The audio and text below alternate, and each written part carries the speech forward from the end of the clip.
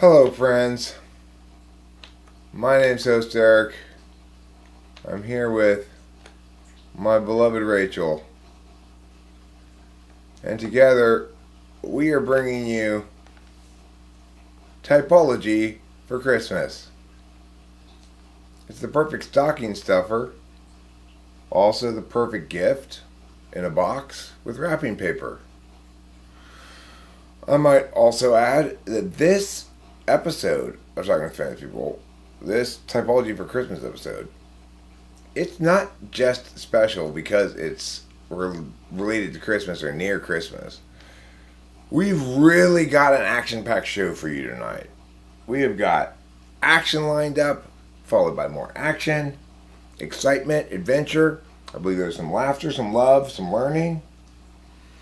All of this is in store, and it's all on our tightly paced agenda that we've got written out as to exactly what we're going to cover here in this live stream.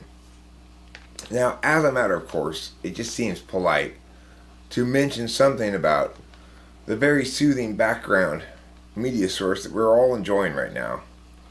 Yes, today I took this stock footage / establishing shot of people playing golf. Isn't that soothing? Look at them go. But if you think that's not action-packed enough for you, maybe there's not enough banter, not enough humor, not enough repartee. Well, we're gonna bring it. Don't worry, it's on its way. Yeah, look. He just went for it. The reason that the action is a little bit late arriving here, in terms of the live stream and the golf, is it is Christmas Eve, which means traffic is absolutely a nightmare out there. So you can't blame the action for running a little behind schedule. You know, Rachel and I tried to get coffee creamer at a store today. Talk about ill-conceived notion. We ended up going to the 7-Eleven. You do get to be the first person in the chat. Yes, As to whether or not that will prove to be legendary, kind of depends on where you go from here. It depends how many dragons you slay in the chat, damsels you save, and or S-level class magic spells you cast. Can we condemn laptop keyboard layouts? Yes, that's why you get one of these. It's called detachable keyboard. Watch as I detach this keyboard from my body.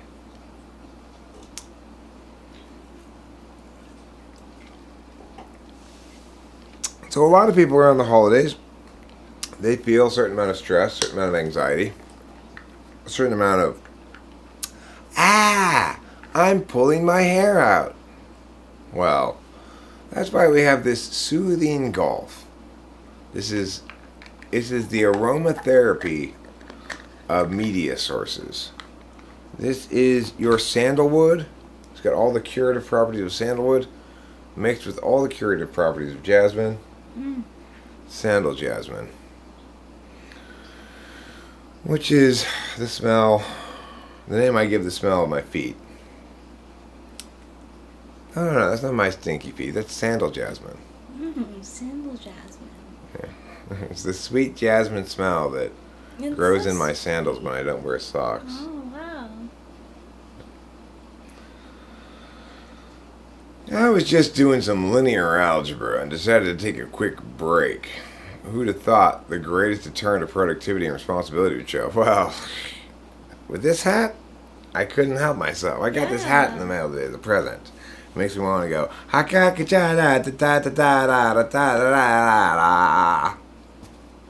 and, you know, if I'm doing that, obviously everybody's going to drop what they're doing and come see, come watch, you know.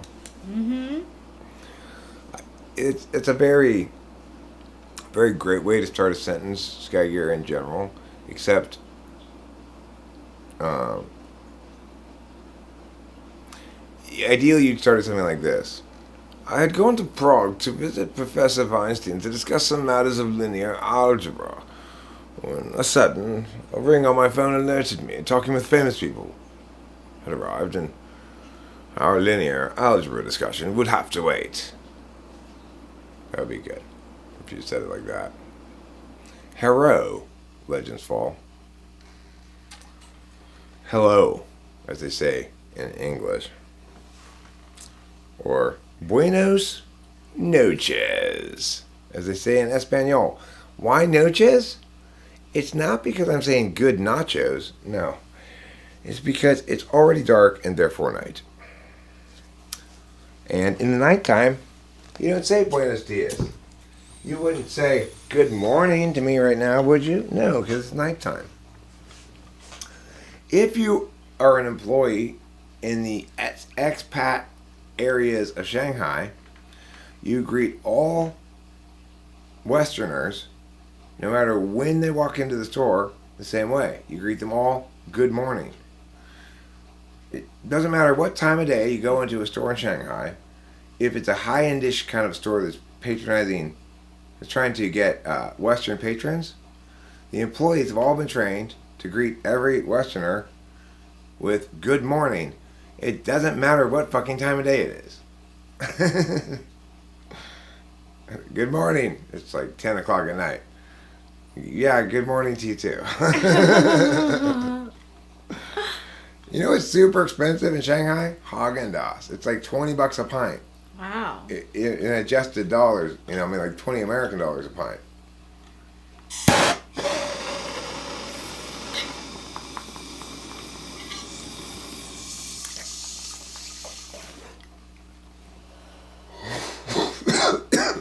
However,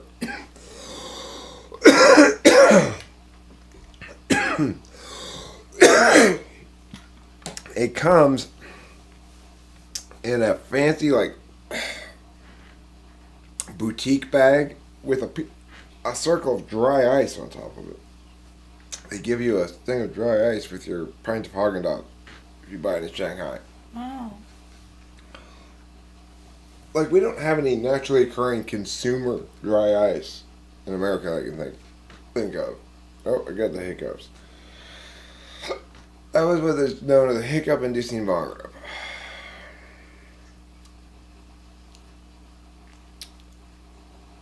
You never do know what you're going to say, Legends Fall.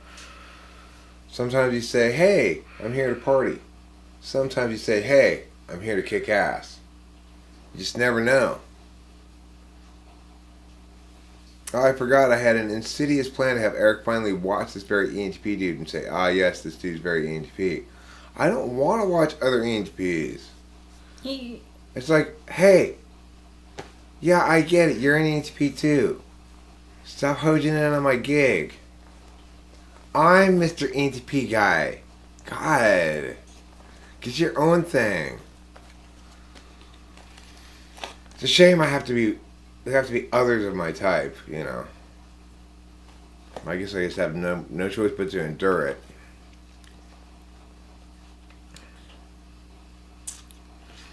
Merry Christmas, Swift Eagle. Merry Christmas. Don't forget, on this day of the Lord's imminent birth, which is to say, the day before his birth, don't forget to remember in your prayers that very small town that we call Bethlehem. And the silent nights. Holy nights. This video is named CDC Updates Be Like. It's easy enough to resist it because I can't actually click links while I'm live streaming without it messing shit up. I gotta copy the link, put it on a notepad, and then put it in a new window. It's a big hassle. I don't doubt that he's very ENTP, and I'm happy for him. He was blessed with a relatively fortunate type. I like ENTPs. Well, I was just thinking that, INFJs potentially have it tough because of that not having their own feelings as an absolute value. I can tell my own feelings are an absolute value. I am not afraid to stomp my feet and and pout and meow. Jimmy Edwards, that's pretty great. Remember when rap songs used to tell a story? Petridge Farms remembers.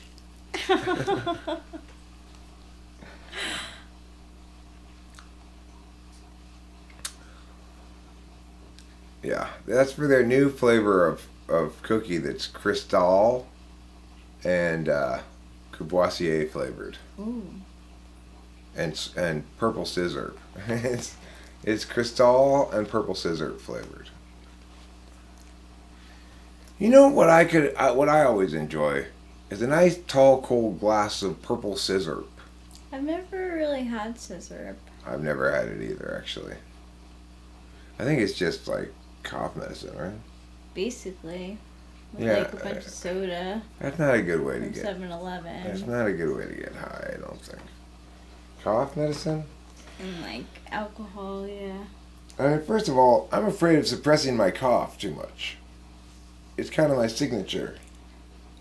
You know, like the Monopoly guy and his monocle. Yeah, it's true. It's not purple scissor, Sky Gear. That's what happens when two women go at it for such a long time that they bruise each other. It's called a purple scissor in the lesbian community. But purple scissor is a wrapped drink. It's made out of something purple plus cough syrup. I think. I'm pretty sure that's what it is. It might be prescription cough syrup or it might be over the counter. I'm not sure. Mm-hmm. But, you know, kids these days, they'll get high off of anything. I saw some kids the other day getting high off of marijuana, of all things. I was like, hey, that shit doesn't get you high. What are you guys doing that I'm not doing?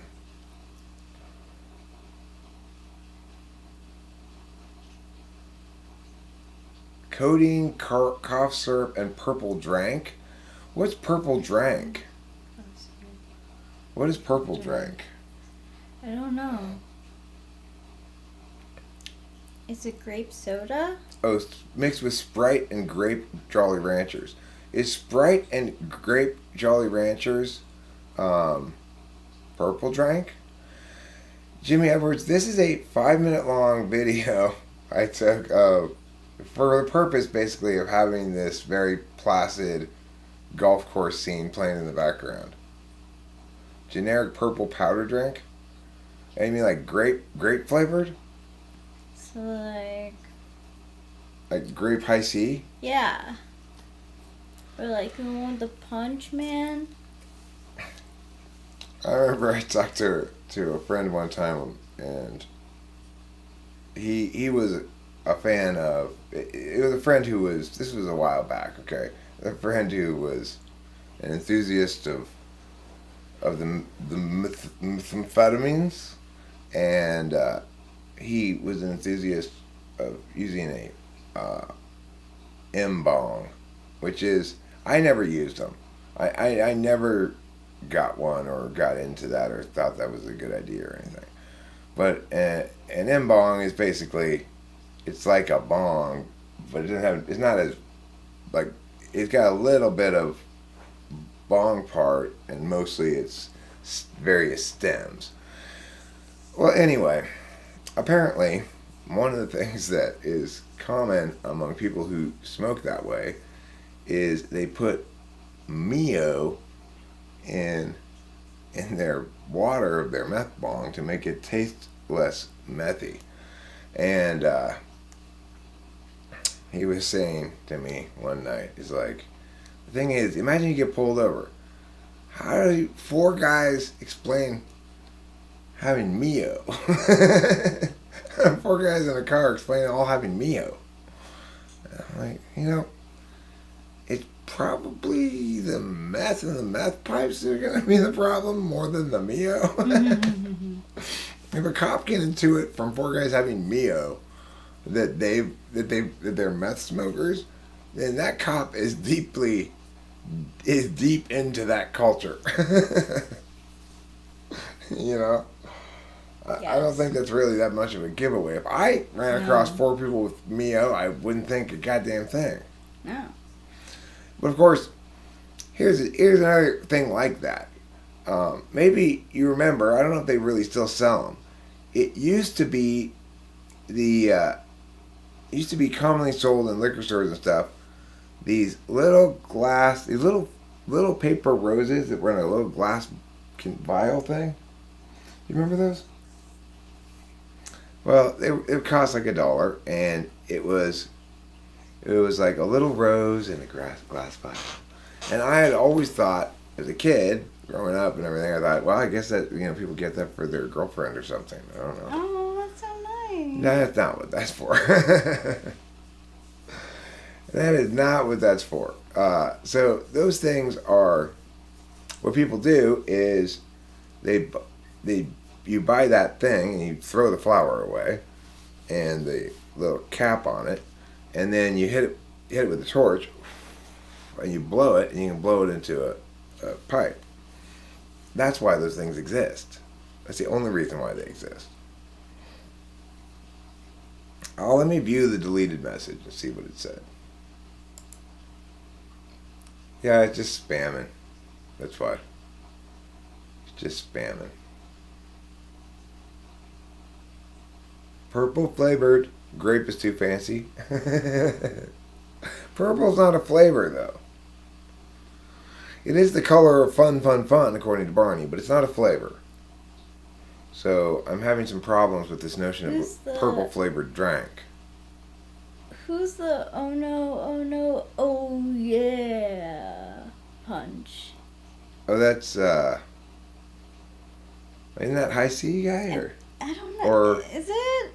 Is that the? Oh yeah. Yeah. Who was that guy?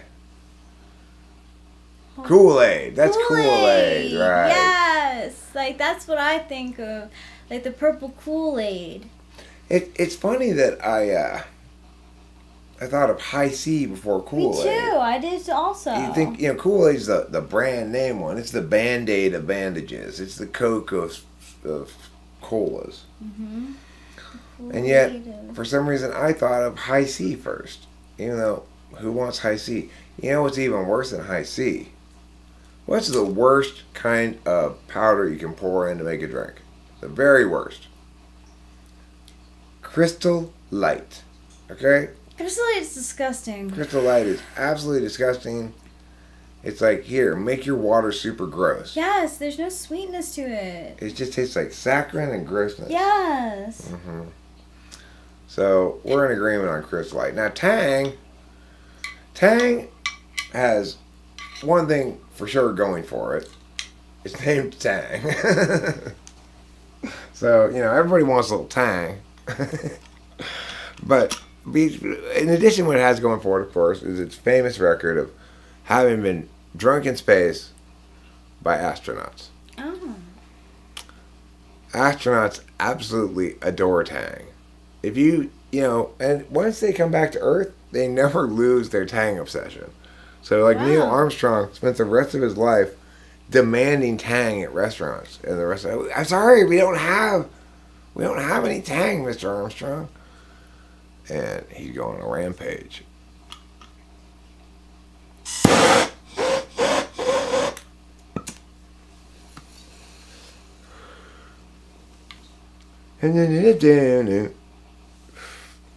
Yeah. Really, you got Kool-Aid, High C, and Tang.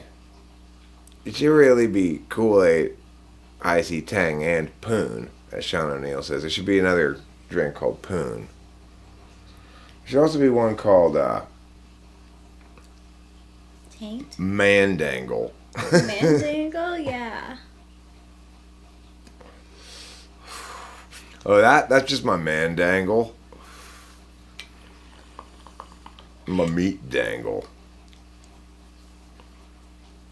There's hooch. That is a beverage. That's true. But, hey, I actually knew somebody whose last name was Cooter.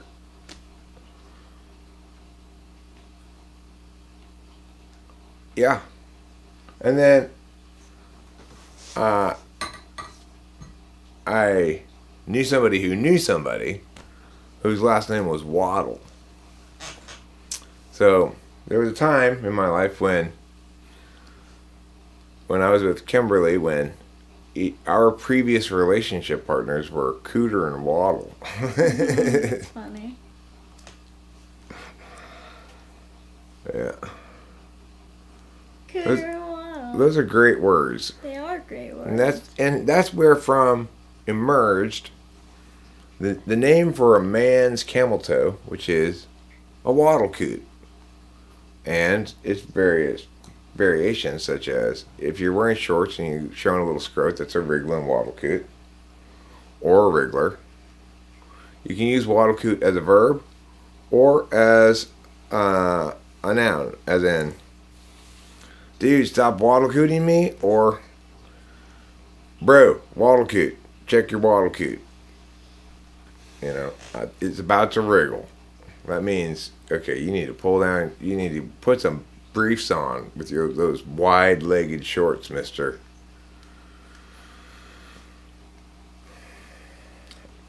Fupa.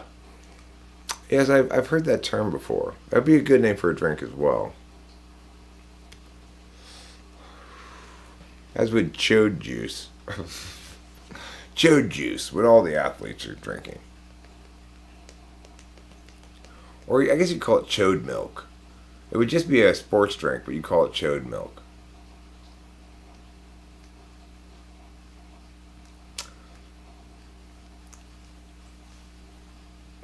See, taint is a bad word because it doesn't necessarily have to do with the body. It can just be to taint something is simply to befoul it with grossness.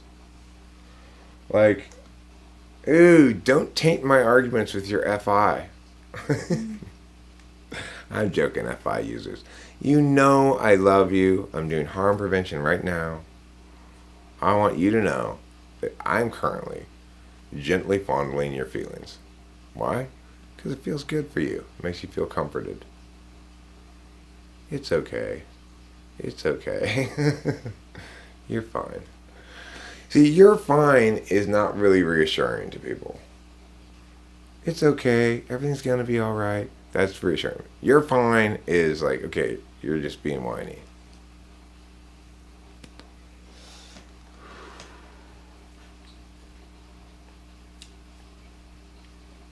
Puds McKenzie was, the original name was Spuds McKenzie. But they decided to make it less dirty.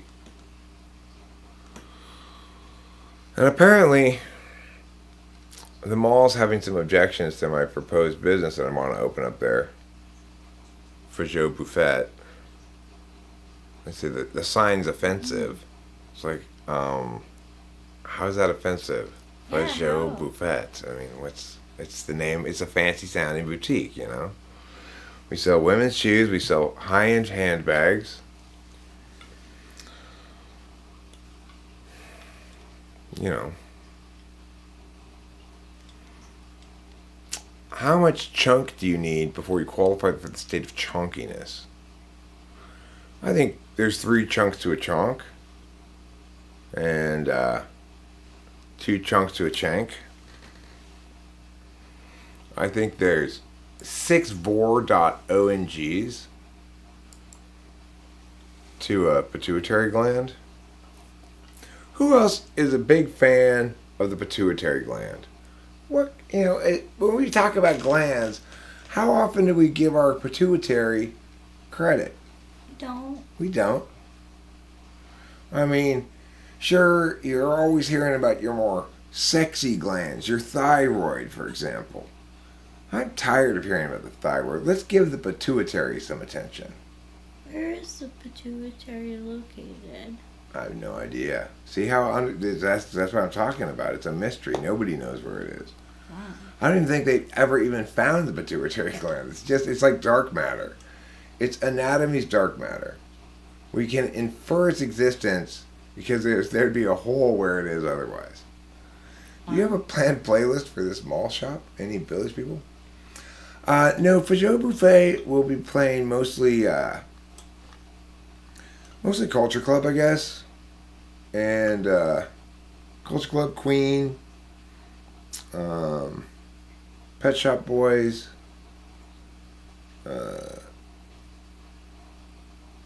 Frankie Goes to Hollywood. Mostly those bands.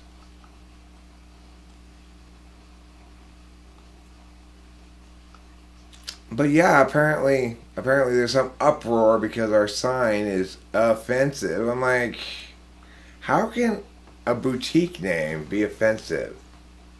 Thank you. Fajot Buffet. I mean, Yeah, it's French. yeah, it's French. God. Because I got the idea from the famous French design family, the Fajots. You did, huh? Yeah. Now, of course, in French, it's spelled Fagggeaux. But of course, we Americanized it. We anglicized it for our sign. Faggot. And, we didn't want to be mistaken for a buffet, so we changed the spelling of it to Buffet. But then we discovered that that's actually how you spell buffet. We didn't know that when we spelled it. We thought that was an alternate spelling. Yeah. I wasn't sure how to spell buffet. But, based on what sounding it out, it clearly says buffet. Yes, buffet. Joe Buffet. So, and as far as this high strangeness of gay men constantly walking away from the store with a faint look of disappointment on their face, well, I don't know. I have no way to account for that. It's just coincidence, as far as I can tell. Only taints. Yeah, you should do like a OnlyFans kind of page. It's just the tip, but it's only the tips of your fingers that you show. Oh. Or the tip of your nose, tips of your toes. You never show the tip of your member. Because that would be dirty. That would be dirty and evil. I want to start a site called Only Haters, where people pay me to tolerate their hateful comments and respond as though I'm being burned by them. Not a bad idea. Booming business model. Only haters. Only haters. I'm sure all the haters will pay to shit on me, knowing that I'm going to read their thing, make a video talking about how I got schooled so bad. It's only going to cost them $400. Every 5 minutes. Yeah. $400 every 5 minutes. That's fair. Usually takes about 20 minutes. It's $2,000. And you too can feel as though you schooled the F out of one Mr. Host Eric. That's the opposite of the gangsta party line. Well, if gangsta is plural in Latin for thugs, you might call it gangstum, the singular of gangster, which a lonely gangster, think about it, more pitiful than threatening, really.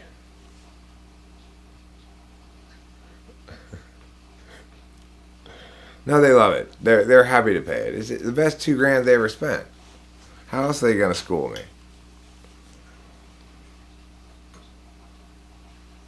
I'll show them behind the scenes photos of me screwing up around the house. Like, oh, I spelled something. And I'll put a picture up of me looking like this. And they'll taunt me.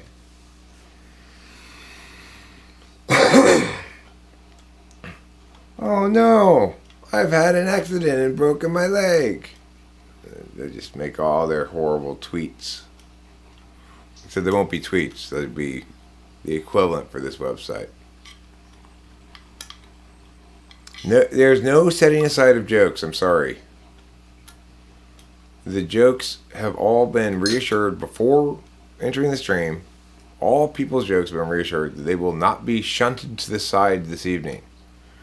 So, no. No jokes aside. All jokes front and center. We're going no photo shy jokes this year in the yearbook. Everybody's picture is going to be in there. And everyone's going to be smiling their biggest smile. Or people's heads are going to roll. Says the ESFJ principle.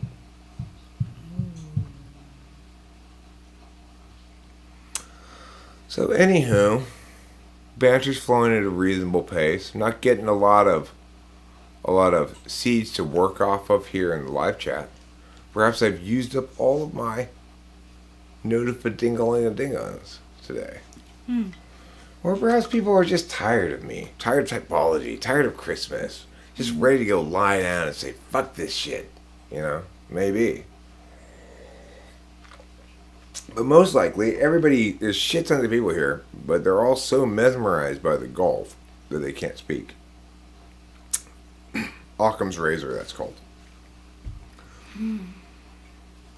The simplest explanation is the best. The melodious tones of my never-ending banter have lulled them into a sense of deep satisfaction, precluding them from even expressing themselves. Like the heavy mists of opioids settling upon their ontology. True story. Like all of my stories, 100% true. Hey, Jonathan, family show? Okay? I think you meant Renus. When you have to use naughty no words, then you should Scooby-Dooify them to make them less offensive. That's why I explain my store's name as Ragged Raffet. Or Faujo Buffet. That's not better. That's not better, Jonathan Basanti. That might even be worse. Unless you're talking about God's penis. God's penis is constantly in all of us. Aww. Yeah. A lot of people know that God's omnipotent and they know that he's omniscient, but what they also should know is that he's omnipenis. I like to think that when the sky's like it's God crying. When it rains? Yeah. Crying tears of gladness for our drought parched soils. Yeah. Yeah. Oh, mighty Lord, all-powerful, all-knowing, God whose penis is everywhere all the time. Amen. Oh, mighty Lord, rub thine junk upon us all. Let us wallow in its earthy goodness. Guys, that's a bad word. Are you not understanding me?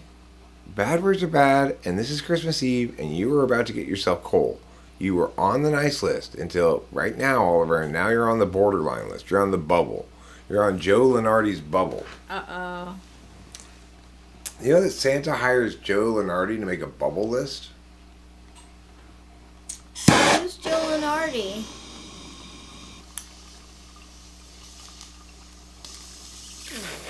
Excellent question. He is the ESPN bracketology guy for men's and women's college basketball. I'm interested in the Mandela Effect. It's part of that whole high strangeness phenomenon. So, there are certainly things that I feel like, what? When I encounter supposed Mandela Effect things, including, but not limited to, the Berenstein Bears. So, I'm one of the people who clearly remembers it as not what it appears to be now. Yes. I am as well, and my sister too. It might have changed at my brother. So, the thing is, I don't believe that there's anything particularly mystical going on there. Like, for example, the Mandela Effect, for which it's named, is explained by the fact that probably most of the people who think that Mandela died before he did had mistaken Mandela for Bishop Desmond Tutu, which is easy enough for most Americans to make the mistake prior to all the shit that went down later on. So, Mandela and Bishop Desmond Tutu were very much operating the same kind of political arena, trying to end apartheid and stuff like that. So, it makes sense that people got them confused. I didn't experience the Mandela Effect in the sense that I didn't think Mandela had died. Wait, no, maybe I did. No.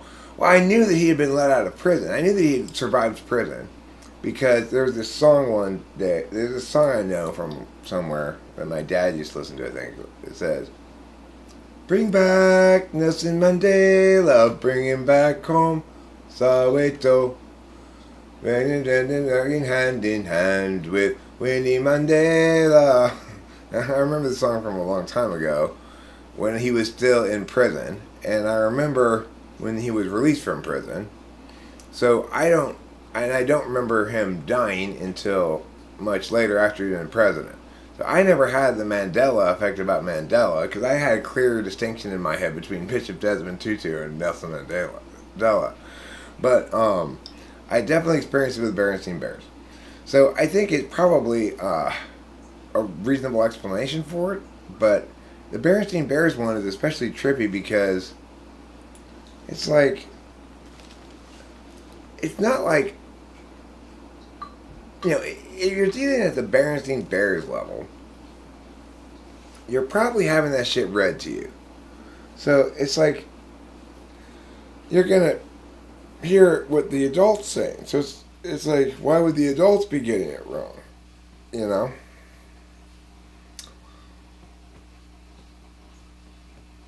And the other one that I thought was weird. Oh, right. Well, I looked up that Monopoly guy having a monocle or not, but I guess he doesn't really or something, but there's some similar character that does. Sort of a Moneybags guy that typically has a monocle, but it's not technically the Monopoly guy. The Monopoly guy is kind of based on the monocle guy, but they took the monocle away. Anyway.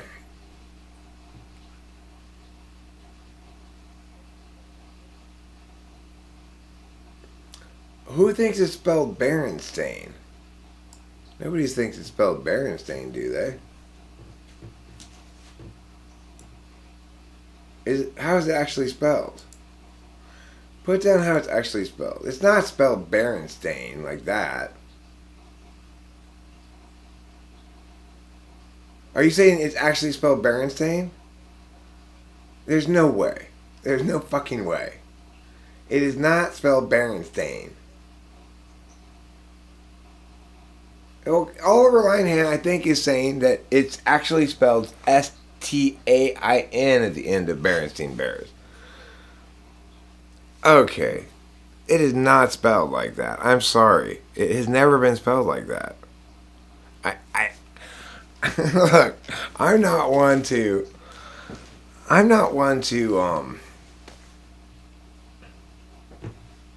make really big statements like that based on my SI, but no way. There's no way that was ever spelled Stain. There's no way. It's not possible. I mean, it's no. No. I don't accept that spelling.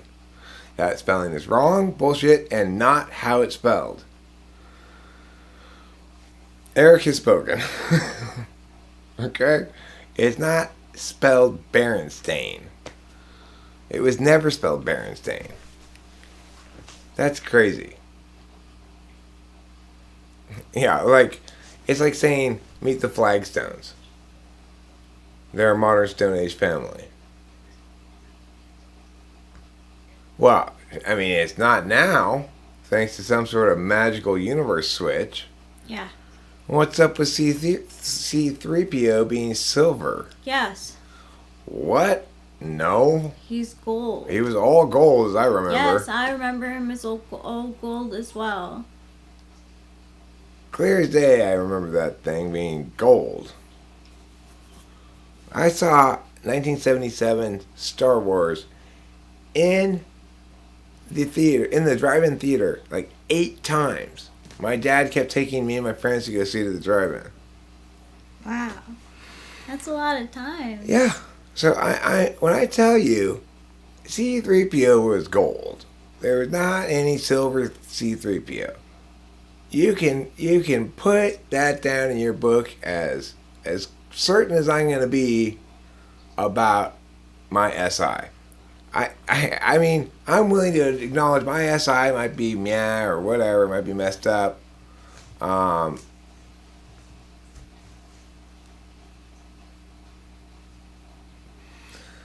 That one I don't have a clear stance on. I am your father. I just kind of remember it as that, I guess.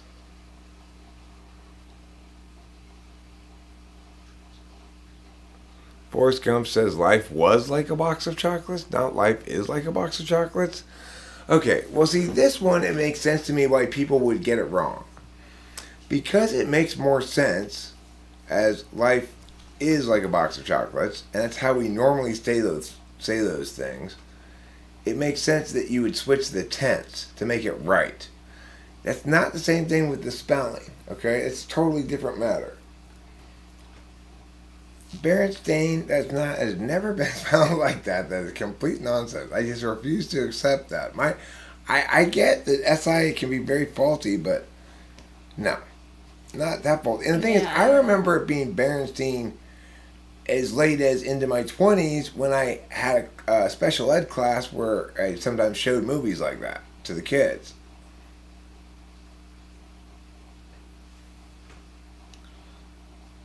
Mama always said life. Okay, well, I guess that makes sense. But the thing is, it's like when you start thinking about it too much, all of a sudden your SI gets really squirrely. You don't know what you remember exactly.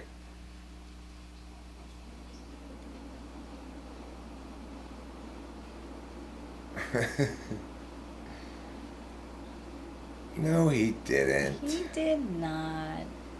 Oh, Jimmy Edwards, you're a rabble-rousing again. You're from the South, Sean O'Neill? We're in the South.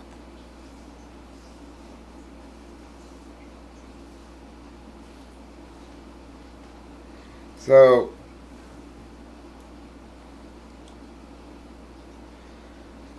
I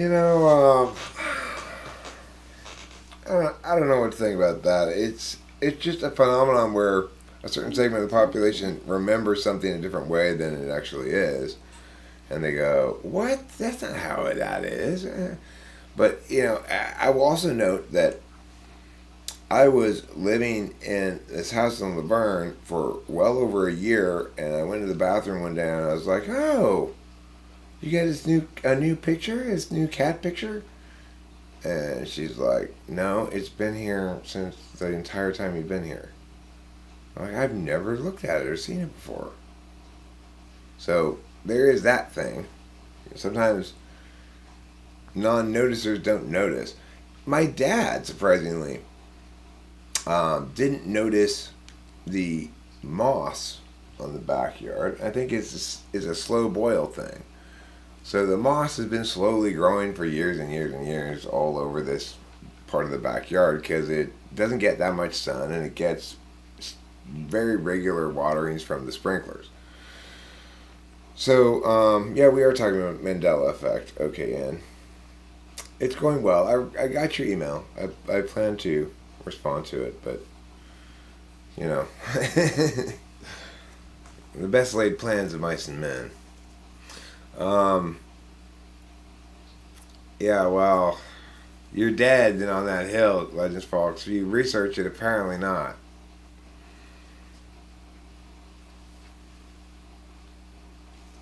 I don't know. What type was Charlene? Charlene. The one from this morning? ENFJ.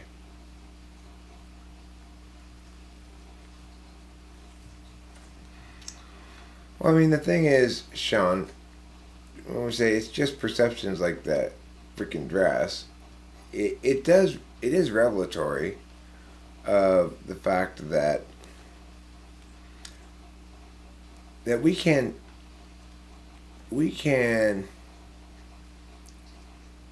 reduce issues of truth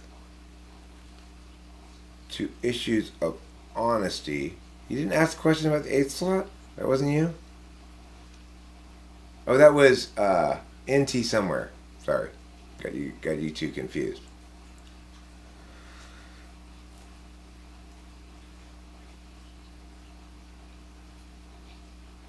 I'd say Interview with a Vampire is what the book was called, I think. The Anne Rice book. Okay. So if the movie's called a different name than the book, then that explains that. That's interesting. I've never heard. That's a new one. I haven't heard that one. So look, here's the thing. We can remove the complication from the question of truth if everyone were to phrase things as follows. I convey accurately my perceptions regarding the following, and then make some statement about a fact, potentially. Like, so I could make a statement of fact that says, I did not go to the Korean market today. Because we didn't make it to the Korean market. We went to the parking lot of it, and we drove around looking for a parking spot, and we gave up and went to 7-Eleven. So, I can make that statement of fact. Now, the thing is, to be perfectly explicit about what I'm saying here, I would say something like, to the best of my recollection, and with a high degree of certainty that this recollection is accurate with verifiable with other data sources that would substantiate it that are independent of me, okay? That I did not go into the Korean market today. So,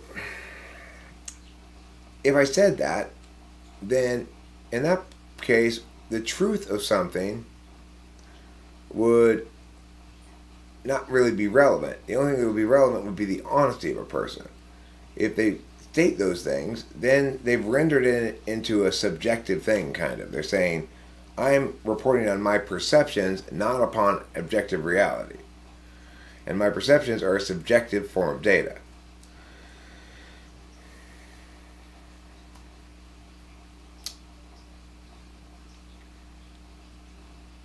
I say Battle of the A Mr. Wits. Is that wrong? Oh, Mr. Wits. Battle of the Mr. Wits.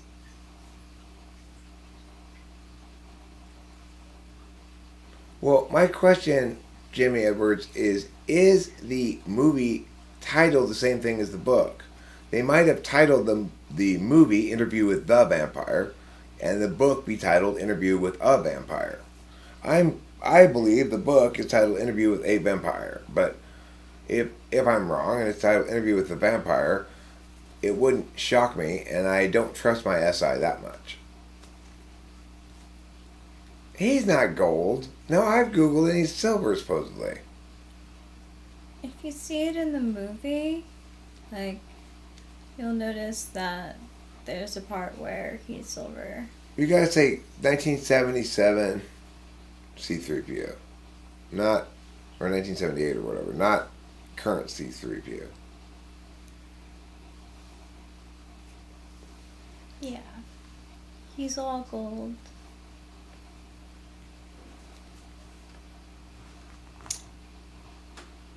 Vor.ong.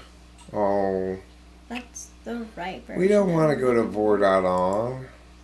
Gosh. Your Cyrillic alphabet scares me with your Russianiness.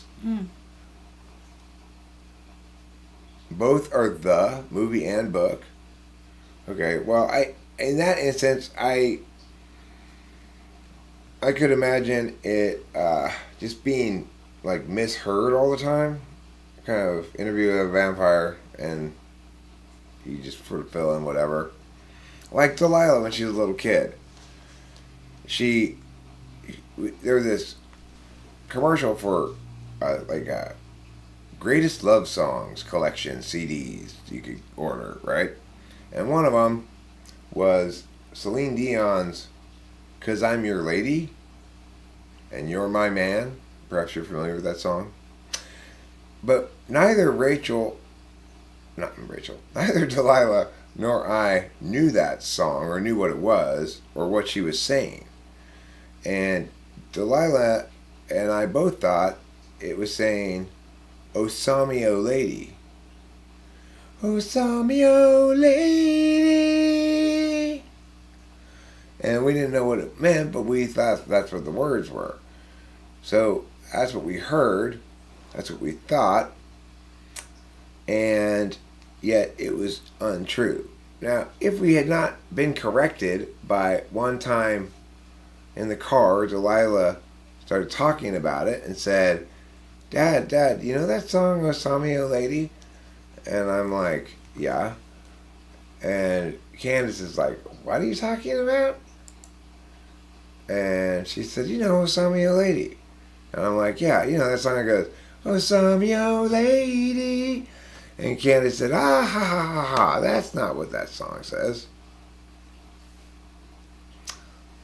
So the thing is, you can imagine a situation where we didn't get corrected, and later on, if we had heard words that made sense originally rather than "Oh, saw me, oh lady," if we had heard words that made just as much sense, we might claim that the words had changed in the song, right?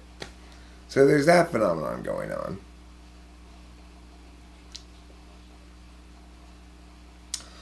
Your alarm clock used to be a radio alarm, and that song woke you up every single morning for an entire semester. "Oh, saw me, a lady"? What a nightmare. That's terrible. Delilah also thought when she was little that the Justin Timberlake song "Cry Me a River" was saying "Cry Me a Beaver." So, little kids can draw weird conclusions about things. Sometimes you don't even realize that, oh wait, that's probably nonsense. Well, until much later on. Yeah.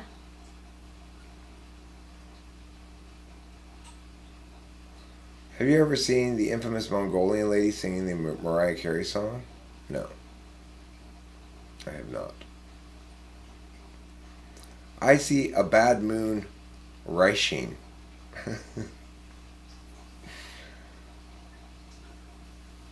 Bad moon rising. Yeah, well, that "Looking Out My Back Door" song, it's got some parts that it's hard to say what he's saying in it. You have to it's like elephants and something, man. But it's probably not that. So, it's weird how kids get strange little things in their heads. For a while in my childhood, I believed that earwigs caused deafness. Does anybody still believe that earwigs cause deafness? They don't. It's a childhood myth. I'm glad. Yeah. And it's like, it wasn't that long ago I realized, oh, that was probably just all bullshit now that I think about it. I was going to relate some wisdom I had retained from childhood. And as I was saying, I was like, hold on. This sounds like bullshit. Eric, do you think a person can be evil? Can a person derive no pleasure from evil while trying to destroy humanity? Is George Soros just going to live forever? Can a person be evil? Well, people can be evil and often are evil, but it's typically a. It's like.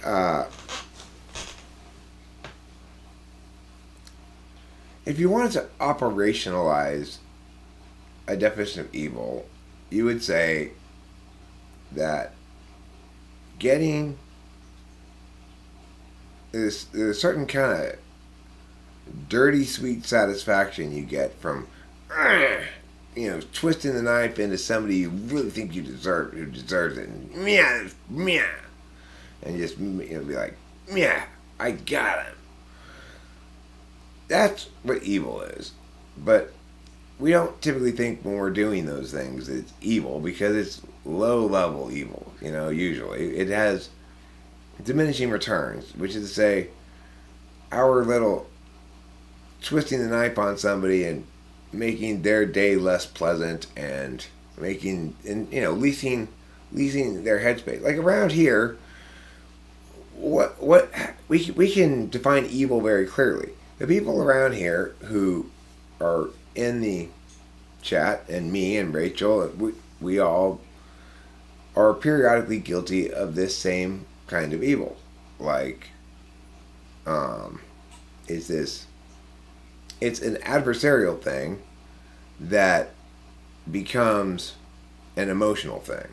So it's like, if you're adversarial and you want to get the other person, and you want to see them suffer in some way because they deserve it, well, that's where evil comes from. But it doesn't mean that every small evil is small evils don't necessarily poison the barrel of apples. So it's like somebody may get their own sick little pleasure from doing that needs to actually be done. As long as they're not in charge of choosing when it gets done or whether or not they're doing it, the fact that they're getting some sick little pleasure out of it doesn't really have any impact, right? It's just if they're the decision maker and are basing decisions on that.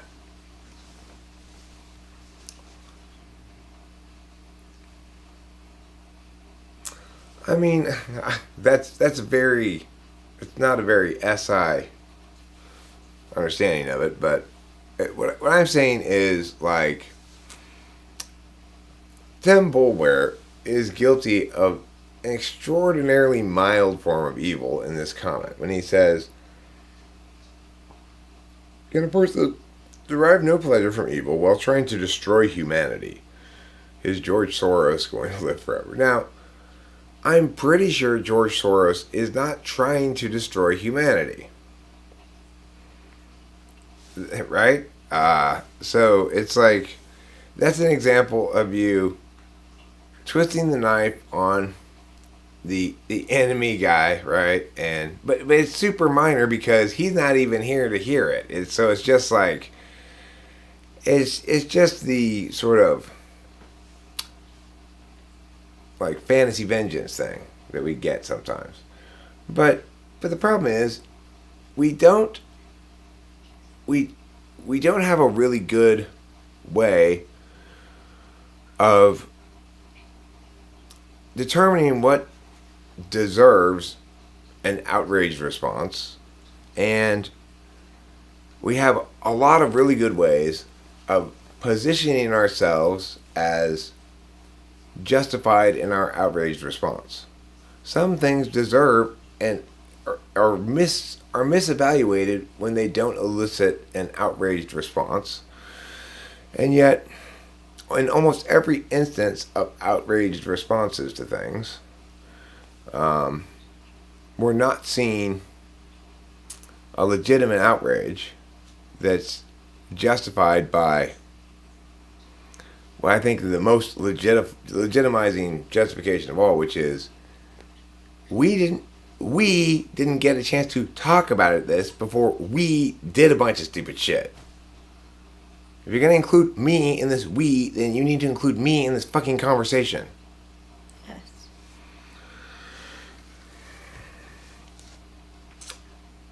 Dick Chadinson.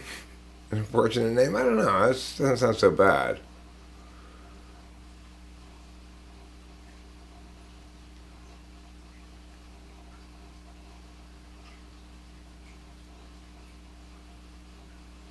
It's better than Mandangle Schlongadong.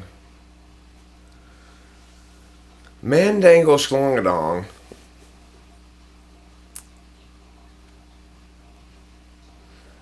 is not sure why the other children make fun of his name. He's completely in the dark. Anyhow, this question of evil is an important one because, of course, most of us have a very limited capacity to impact larger systems in significant ways, unless there's some sort of what you might call stampede response. So when you're talking about social creatures like humans are, they are subject to stampede response. Well, this guy's running. Something scary must be coming. I'm going to run too. I'm going to run too. I'm going to run too. And then people get killed by the stampede, even though the thing that there's not really anything justifying everybody running, right? COVID is best and most correctly explained as a variant of a stampede response. And it is least correctly explained as some sort of plot, plan, etc. So, and so it's like, wherein ought the outrage be? Well, there aren't very many people who are qualified to be outraged. I am qualified to be outraged, but my outrage is of a very abstract kind, right? It's like, I'm not yelling at you about this or that in particular. I'm yelling at you about your just general ham-fisted bumfuckery of the public discourse. Whoever you are, basically. You know, it's like, it's a little different. Do people still do the running of the bulls and die? Well, yes and no. They still do it, but now they keep the bulls at least 1.5 miles separated from the people as a safety measure. People do still die because sometimes, they get dehydrated. There was a fall one year from a drunk guy climbed up on something high. That's why we put up these fences to prevent anybody from climbing anything now, so keep it safe. Hey, Winston's mom, you want some coal?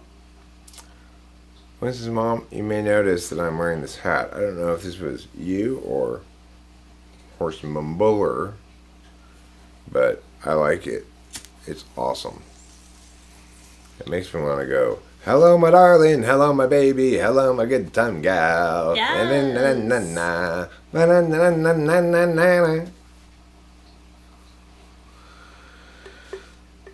I'm confused why these bots are so low effort nowadays. Where are the Russian XXL Mega Shalong 18++? They span 3 paragraphs long links in energetic fashion. These new ones are boring. They're trying to be, I think they're taking a page from Jeff Shaw's playbook. They're being enigmatic. If you don't really know what this is, you might be curious enough to check it out. I do like the hat. It looks great. I like that too. The thing is, I like it even better not on camera than I do on camera. On camera, it looks like it's shiny. It's not actually shiny, but it kind of looks shiny on camera.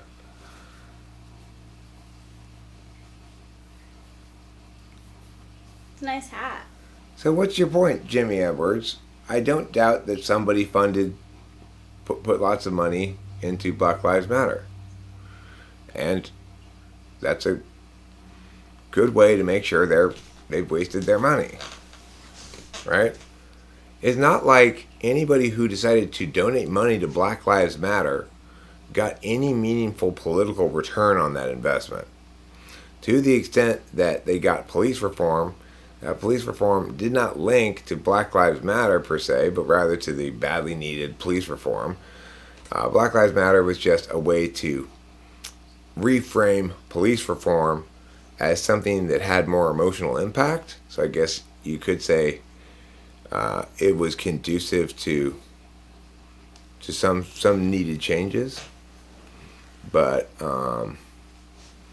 I would say if you don't like a billionaire, let's say you really don't like a billionaire, then you are very happy that they wasted a bunch of their money giving it to Black Lives Matter. Right? But regardless of what you think of it, you can't have it both ways. If you don't like this billionaire, then you're happy he wasted his money giving it to Black Lives Matter. Because you know that was just throwing it in a shithole. That money is not accomplishing anything of any value. So if you want to be mad at him because he quote unquote funded a bunch of thugs, well, the thing is, no, BLM was not just a bunch of thugs. Absolutely not. It's shit tons of people who are absolutely not thugs. What it is a bunch of people who misunderstood the symptom for the disease, right? So the disease is a lack of accountability in law enforcement and a series of court decisions that made it increasingly difficult to find a police officer accountable for any criminal violation, no matter what horrific atrocity they committed on the job.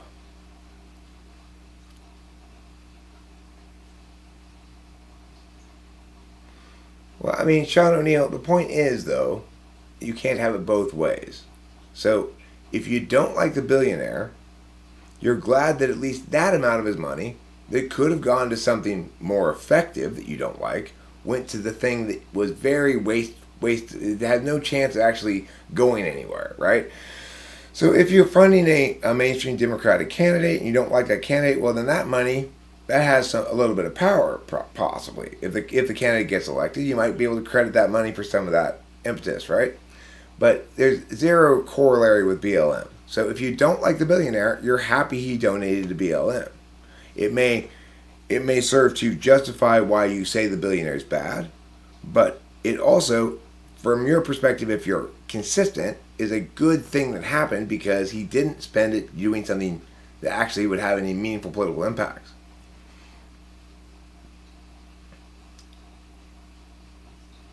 What about disliking him because he wasted so much money? Why would you dislike him because he wasted his money? I mean, I waste plenty of money. Do you dislike me because I'm not a frugal spender or something? I'm not a wise spender. That's it. You're not a wise enough spender. I'm gonna get you. Are there any more orders? Would you like a couple? Yes, please. I'll get you a couple. Here you go. Aww. This is so, like, Christmassy.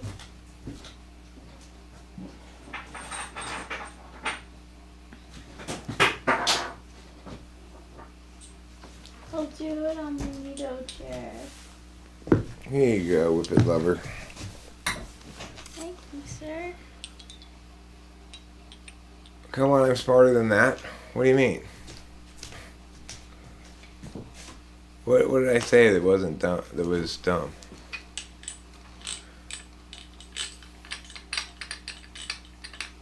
We'll keep an eye out for Winston's mom. I have seen people disliking people for plenty of ridiculous reasons. Still, I haven't seen people being disliked due to choice of foot fungus cure.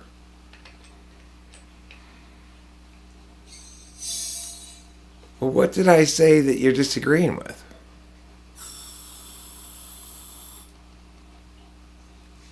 The thing is, Legends Fall says, come on, Eric, you're smarter than that. They admit they're Marxist.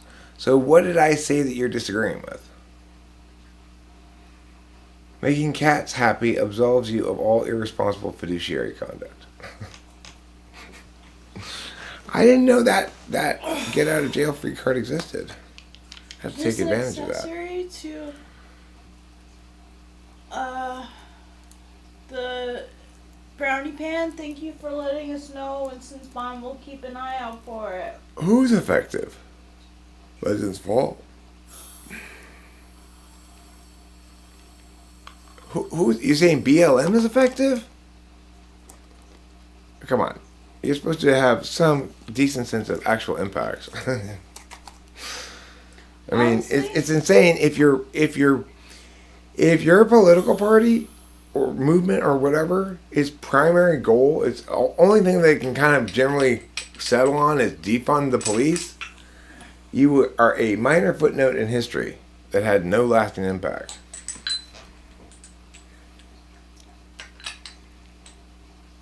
You know what I'm saying? Hi, Dallas. I'm not saying, I never said George Soros was without guilt. It is the case that the road to hell is paved with good intentions. So for people who are unable to use introverted thinking as a predominant means of evaluating issues, well, Leaf Trimmer, my daughter's not reductively simplistic in her positioning of self or in her understanding of the world like you are. So we don't operate in those kind of stupid lack of ambiguities. Obviously, like what you don't even know what it means to be pro BLM. It doesn't mean anything, right? Like I was very much in favor of the police reform movement. In fact, I was years out in front of BLM in terms of complaining about loudly police shootings. Years and years and years. The complaint I have about BLM, as I've said before, is that they've chosen to embrace the wrong frame because they think it's more important, right? They're using their feelings rather than being sensible and understanding what's going to work systemically as an ideational model. As a consequence, of course, they're doomed to be used by other more realistic people to accomplish things, maybe, but not actually to be a force to be reckoned with in and of themselves because, again, remember, what does any organization need to do before it can be a force to be reckoned with in any sense? It needs to have a mission of some sort, a mission statement, a clear sense of what its purpose is. And then you can evaluate. So what are you worried about, Jimmy? You've not articulated anything. In other words, what is your concern that it's going to happen? What do you think BLM is going to do that you're going to go, oh no, that happened because of BLM? Also, we're having a hat party. No, Legends Fall. Listen, you're not articulating any impacts, right? Nobody disputes the police reform needed to occur. It's sad and unfortunate that it got framed as a racial issue, and the insanity of somehow we're going to defund the police is not an indication that BLM is a dangerous threat to do something, but rather that they're a joke. Now, I've made these points. You've not answered any of them. You've not addressed anything I've said.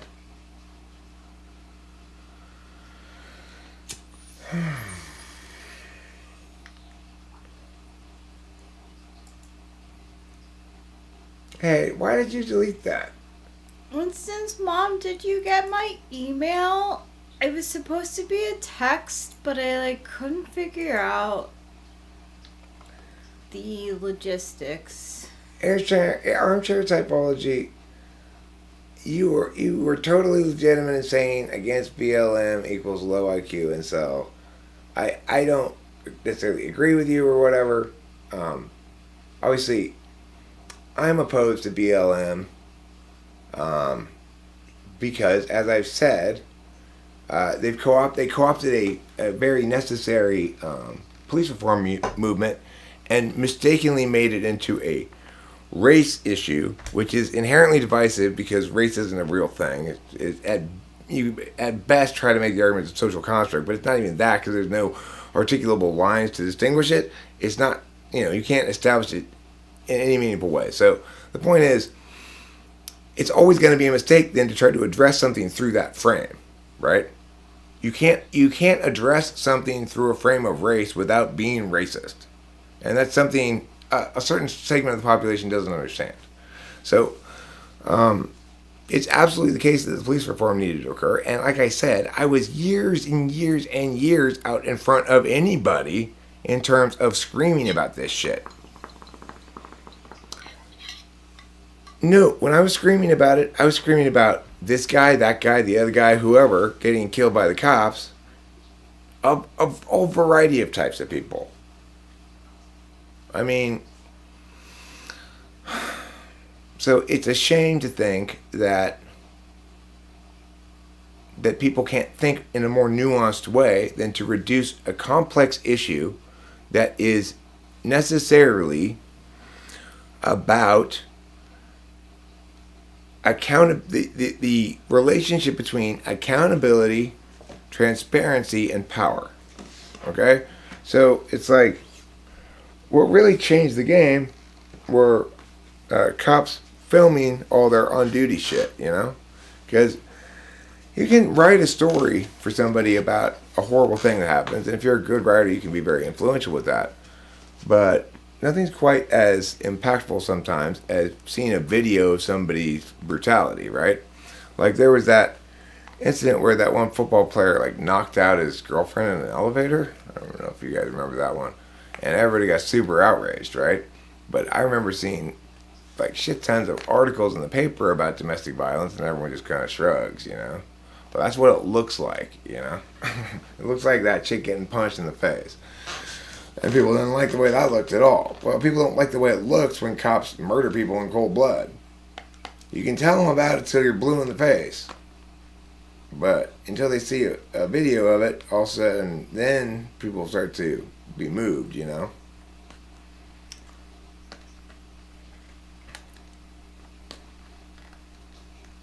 Incels confirmed. Well, I'm pretty sure I'm not involuntarily celibate. I'm pretty sure to be involuntarily celibate, you first have to be celibate.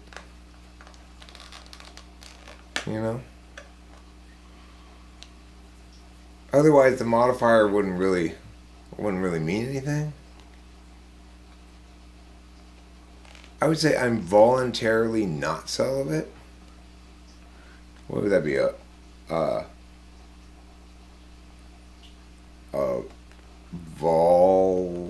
Volter course? Instead of an incel, I'm a Volter course. Volter course. That means I voluntarily have intercourse. Volter course. Volter course. Well, Armchair Typology's other name is 6 meters of mandangle. That's the kind of manly man he is. He's constantly humping all of the ladies with his 18 feet of mandangle. I have marital obligations. I really don't consider it an obligation. So much as a juicy right of sorts, It's obviously not a right. It requires both parties be in the same mood and stuff, but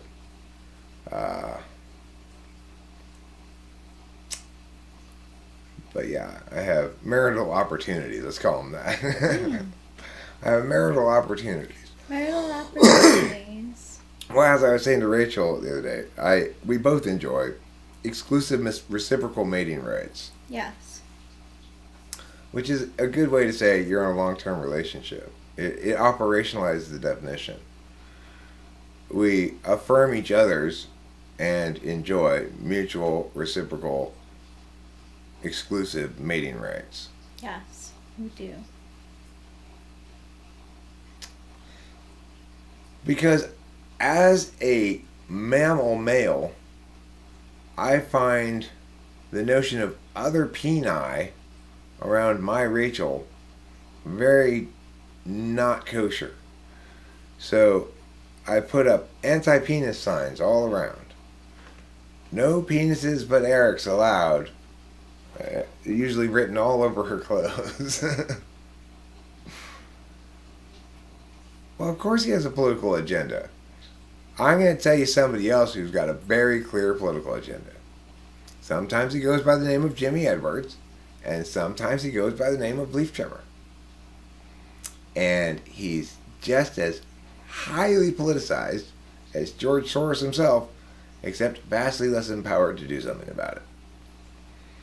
Like most of us are, like almost all of us are. George who? George Soros. He's this billionaire who funds leftist stuff. There are also plenty of very rich people who fund on the right as well. And it's something the left likes to complain about, People who identify as themselves as left or right or progressive or conservative are... Come on, guys. Get out of the swamps of intellectual adolescence. Come join me up here.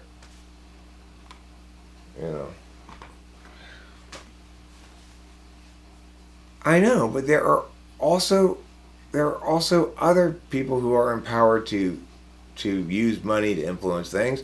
For most of recent history, the vast majority of the complaints were about conservative, what are they called? Super PACs that did a much better job of raising corporate money than liberal equivalents. So it's like,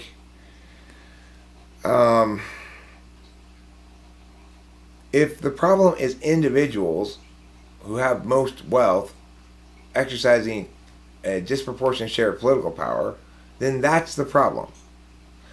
If the problem is you hate the fact that somebody who disagrees with you is also rich, well, life's a bitch and then you die. What can I tell you?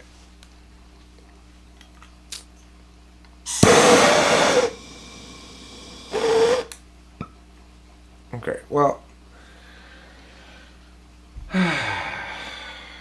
the thing is, to play this game for a second, here's what happened, and it's critically important to remember this. The American conservative movement absolutely fucked itself in the ass by choosing to go overtly, explicitly anti-science. They kept getting all this God shit mixed into their politics.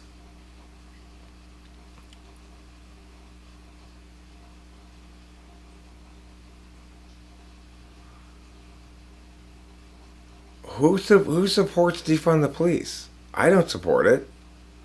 Of course not. I think it's a stupid idea. It's just like, what's the first thing you're going to need to do after defunding the police? Fund a new police force. Right. But the thing is, Desert INTJ, the left has projected onto the right a fundamental anti-science attitude. That, in fact, that the conservatives don't want to believe empirics. They want to say, why is this going down the way it is? In part, it has a lot to do with the anti-vaxxers who were anti-vax long before COVID, who were saying incredible nonsense like, yeah, these vaccines cause autism or some shit like that, right? And what was behind it all? Where was the insanity? The insanity was not in the position itself necessarily that you don't want to get your kid vaccinated because you just feel like you're not really sure about it or whatever. It was in the shit that Leaf Trimmer does, right? So of course, reasonable people think, okay, that's crazy. This guy is determined to see some grand conspiracy, cabal, intentionality, big plan, puppeteers, and a chaotic system where none can exist, and he doesn't understand it, and he's frantically pressing this political agenda from a position of complete blindness. So it's understandable that they would say, oh, these people can't think. Of course, what we've learned is that the people who are saying that can't think either. That's why I hear shit like I heard on the KFC the other night, right? Like, well, we don't know for sure that it's actually less bad because all the initial data from South Africa that shows it's less bad, we can't really rely on because this is their second time having it. Now that makes so many fucked up no sense in so many ways, I don't even know where to begin with it. But at its root core, it's an appeal to ignorance. You're right, we don't know if it might be worse than we think. It might also be less bad than we think. It might also give us superpowers. It might also make us all grow 6-inch longer penises. It might also return all women to virgins for some reason. Who knows? There's all kinds of shit it might do. The point is, none of those explanations, none of those reasons are justifications for anything, obviously. As I explained at the very beginning of COVID, I said, you cannot justify these actions with these appeals to ignorance. And nobody fucking listened to me.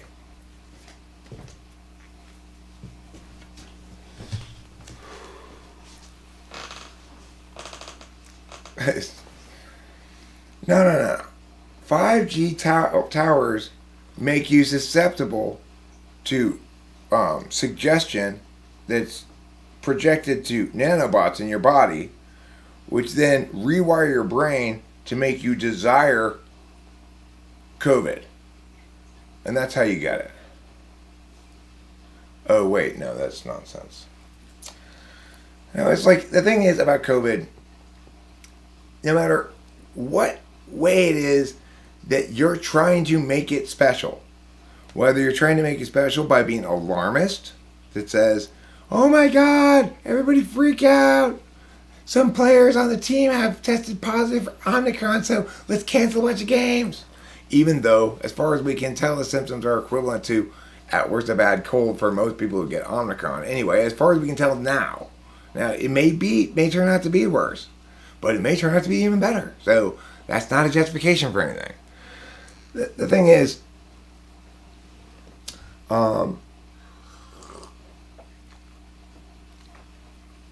alarmists, part of the problem. Conspiracists, part of the problem.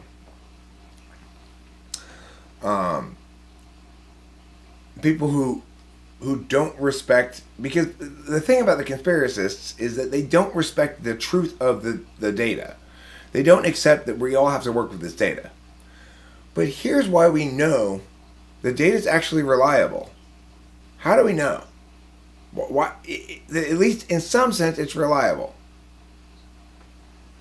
How do we know the data is actually reliable? We have a really solid proof of it. Because something like 6 months before it was published in the papers, Eric said it's going to be at least 10 times less than the fatality rate they say because of the bad methodology that they're using. And then 6 months later, the mainstream media covered this exact story. After I had pointed out immediately, because it was so obvious. Hold on, Italy's only testing the sickest people who go into the hospital, all of whom have these multiple pre-existing conditions. Of course the fatality rate is going to be vastly inflated from the actual fatality rate. So the thing is, what does that tell us? It tells us they weren't giving us bad data, and they weren't telling us lies, whoever they are, the media in general, about how the methodology was collected. Because any sane person with a teeny bit of TI in the tool slot with no FI and also any DOM and also a debate coach and all that other stuff would immediately note this methodology is garbage. The results are guaranteed to be exponentially smaller than this.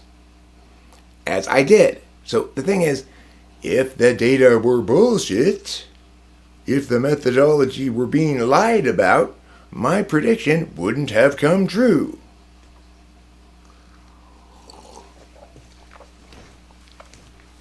So if you're somebody who's thinking that you can't trust scientific data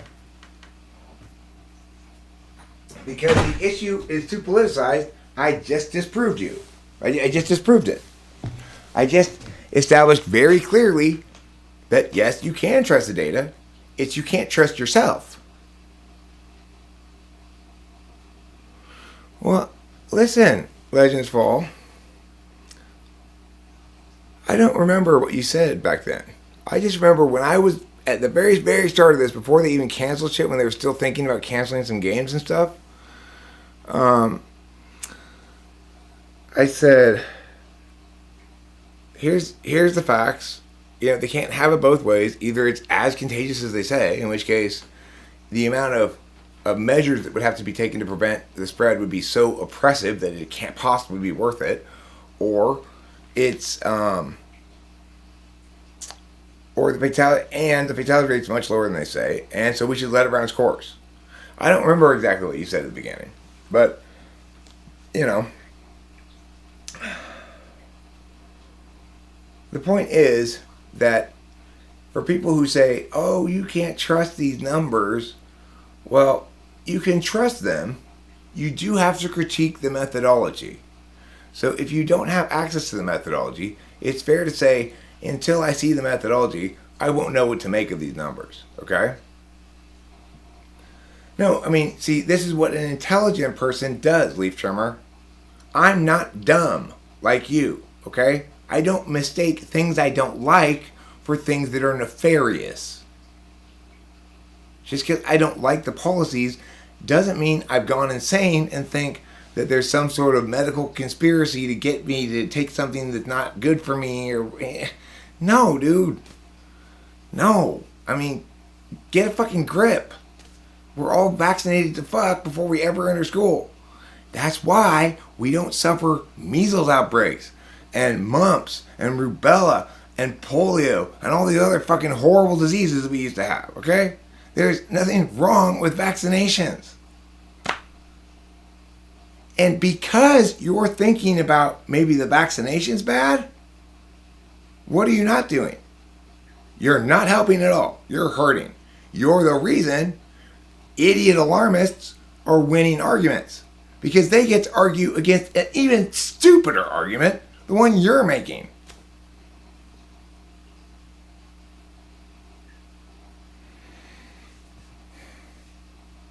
I mean, look, I don't know what the access to the methodologies behind some of these data gathering things is. I have not attempted to gather that data on the methodologies. We do have access to all the data we want. The question is, do we have access to the methodologies? If we don't, then that's a fair critique, okay? But that's not the critique that's being made, is it? And that's the important thing. It's not that there aren't fair critiques to be made. It's that you aren't making them.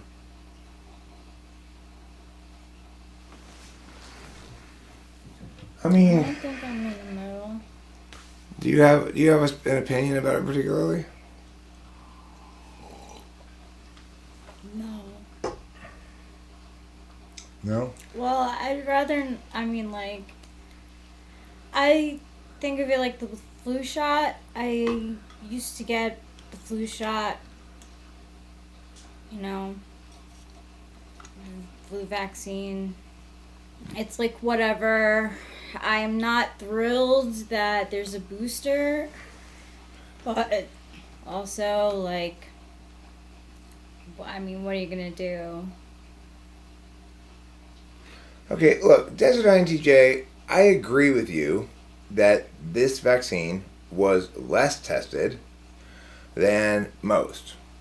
I read all of the documentation on the Moderna vaccine that we were getting, and I was very pleased to see that the total amount of disclosure contained within those documents. In other words, they're not trying to hide the fact at all that this is under-tested. We're not really sure. It might cause these side effects. It might cause these problems, these problems, these problems. They're not trying to hide it at all. You will note that just about every medication you see on TV advertised has a list of side effects potential that are worse than the ones you're trying to establish for the COVID vaccine, including sudden death, always bleeding, having your eyes burst out of your skull, constant diarrhea, penis fall off syndrome. No, it articulates exactly the numbers of the test groups.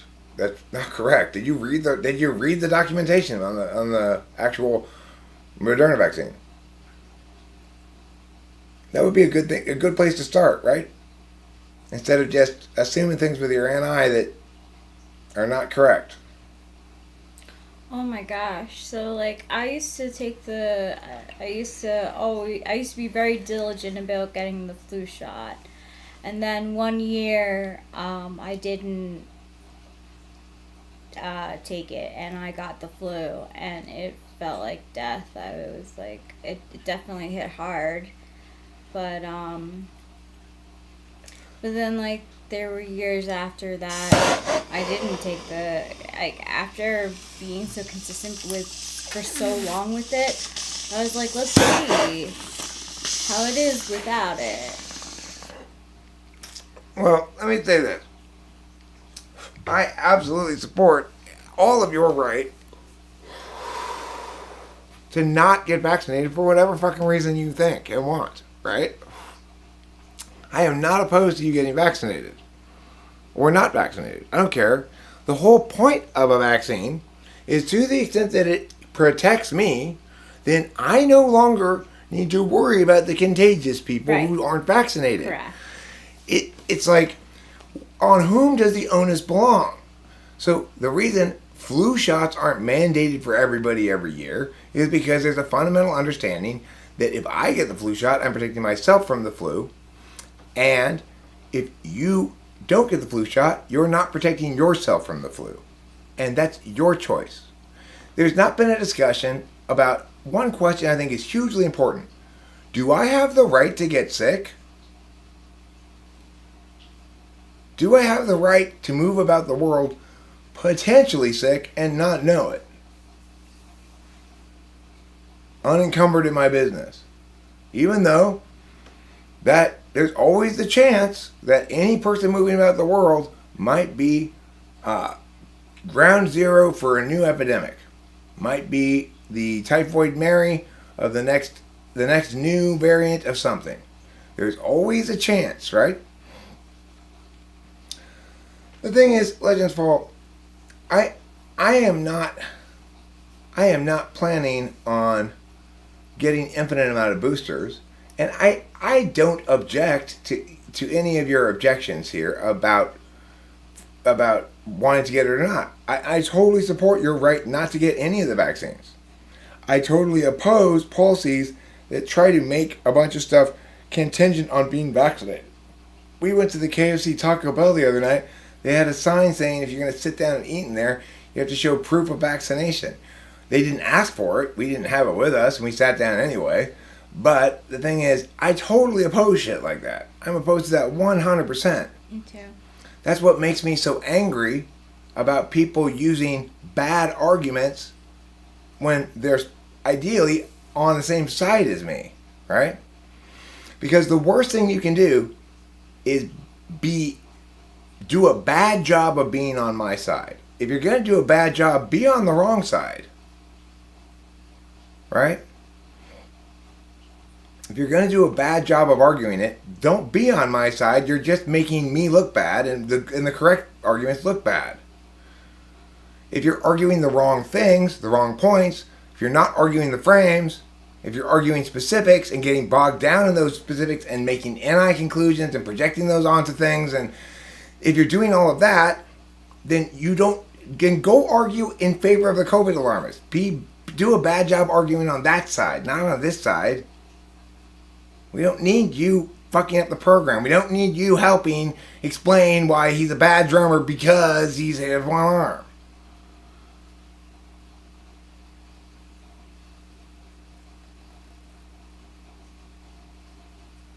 No, what you said, Leaf Trimmer, was... I'll read it back to you. I'll read it back to you, okay? This is what you actually said.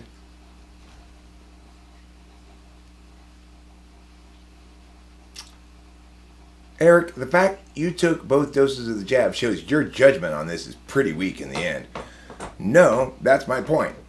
If you think that it's inadequately tested and established to have no major side effects for you to take it, that's fine.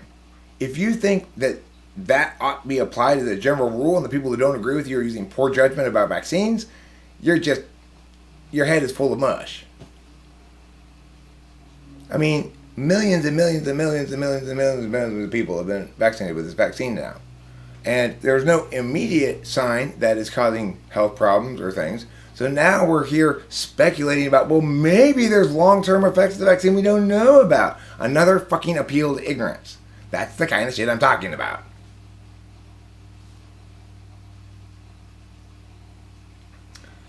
Look, nobody is disputing that the alarmists should not be winning anything in this argument, right?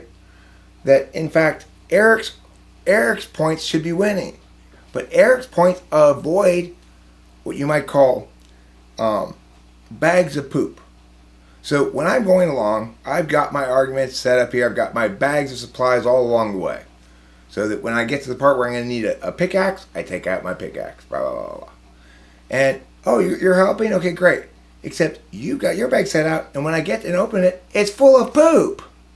I go, and now it looks like I got poop on my hands. And then like somebody else like, see, those people over there arguing that side are full of poop. But I don't need you bringing your bags of poop to the correctness party. You go take your bags of poop to the incorrectness party. You make the correctness seem stinky. Delmacron's a thing? Oh my gosh. Wow. I hope they get to crom. Non-necrom. What is that? Non-Macron. Non-Macron is when the symptoms get so mild that nobody can experience any of them. Non-Macron. But we can still test positive for it. My doctor's not my doctor either. The point is, I own my body. Neither the government nor the doctor. And I can be irrational about my own body. It is ill-advised, for the reasons I articulated, to be irrational and suggest to others that your irrationality generalizes. But you own your own body, and so you be as irrational as you want about it. I'm not going to tell you to get vaccinated. After all, if I get vaccinated and the vaccine works at all, then I don't need you to be vaccinated, because after all, I'm protected from it, right? By the vaccine. That's how it's supposed to work. That's what a vaccine does, right? This thing is vaccine-ish. It's sort of vaccine-ish. It kind of, it makes it less bad, kind of. It's... you would have got a grade 2 cold, now you got a grade 1 cold. That's better. Okay, well, it is better. I accept that. I don't mind having gotten it. The other thing, as I said before, the main reason to get it is because you have a much stronger arguing position as somebody who's ultra super vaccinated and totally opposed to this alarmist nonsense than you do as somebody who's resisting the physicality of it and trying to pretend as though that fear ought generalize. That's not going to fly. It's not going to work. It's not a good position to argue from. You got to think about shit before you... It's like... making the right argument requires a lot of thinking. You can't just start spewing words out, just leaving trash all over the place. No. It makes me want to cry tears of sadness. And those are way worse than tears of gladness. Yeah. Tears of gladness, or isn't it that in a Christmas song? Tears of gladness, tears of sadness. I think Gladys is here. She's my grandma and also that lady that we saw the other day, whose name tag said Gladys on it. And I said, hey, that's my grandmother's name. Remember? Yeah. Do you? Do you remember where it was? I'm having trouble remembering where it was. It was a girl. It was a youngish girl. Oh, we were at the Thanksgiving thing, right? Gladys? Mhm. She was serving us, I think. She was one of our servers. Or like she came over to say hello to your dad and you.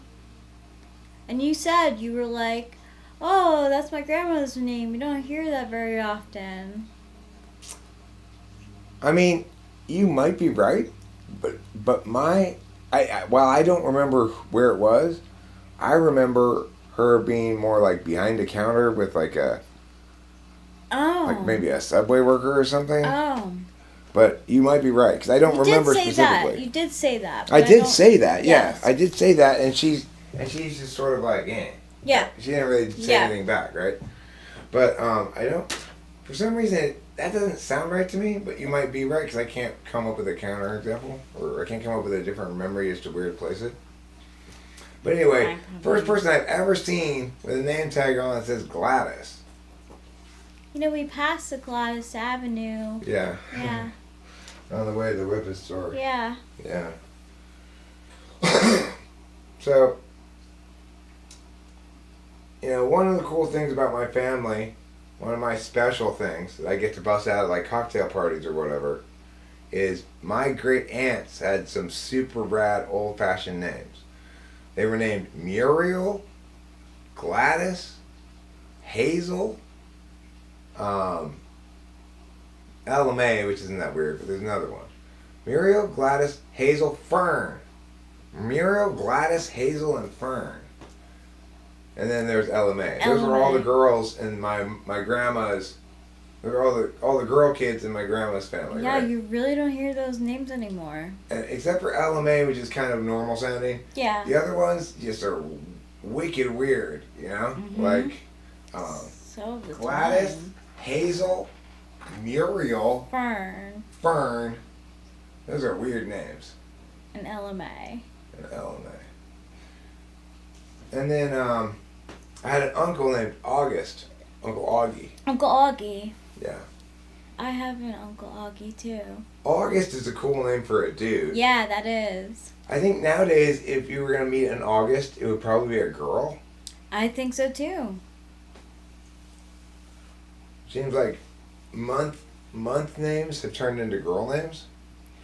Since girls already had April and May May. and June, June, yup. I guess they just decided to go ahead and seize August. August. From Augustus Caesar, interestingly enough. They seized August from Augustus Caesar. Hey, Leaf Trimmer, there's something you can get mad at girls about. They stole the name August from the August men and feminized it. Made it. They're sissifying us. God damn it. Made it August. They made August a girl's name. What would be a cool couple would be August and August. The male could pronounce it August. August and August. August and August.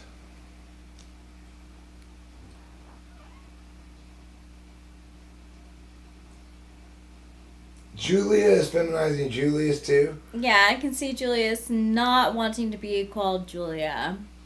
Well, I want each of you within the listening range of my speaking voice, where your ears can hear them, to process the following. Imagine yourself one half of a relationship, a heterosexual relationship, involving two Terrys. Terry and Terry.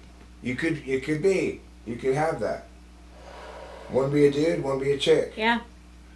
And then, whenever you said Terry, they'd both turn around and it'd be confusing. That was the name that my grandma used to sign as her signature, Terry. That's why all girl names should be required to end in ia. Then she'd be Terria. That's my Well, her name's Teresa. patriarchy solution. I like all my solutions to be patriarchy based. Okay. Yeah, so that's why I'm making a movement to return to the usage of he as a pronoun that meant he or she. That when I was a little kid being taught in English class, I was told, don't do he or she, and definitely don't do they, because that's wrong. Just put he, and it's accepted to mean he or she. Huh. And then at some point, they switched over, and now in general, it's academically accepted to use they Wow. as a as the, I guess, the personal pronoun that goes with like one, you know. When one must go to the bathroom, they need hurry lest they poop their pants. Is considered acceptable now. Whereas in the olden days, you would need to say, if one needs to go to the bathroom, he must hurry lest he poop his pants. And then there was sort of this segue period of time when it was, when one must go to the bathroom, he or she must hurry lest he or she poops his or her pants. They's better than that really convoluted his or her, he or she. I was kind of into that, being like extra wordy, until I realized how that wasn't ever a lack of wordiness was never my problem.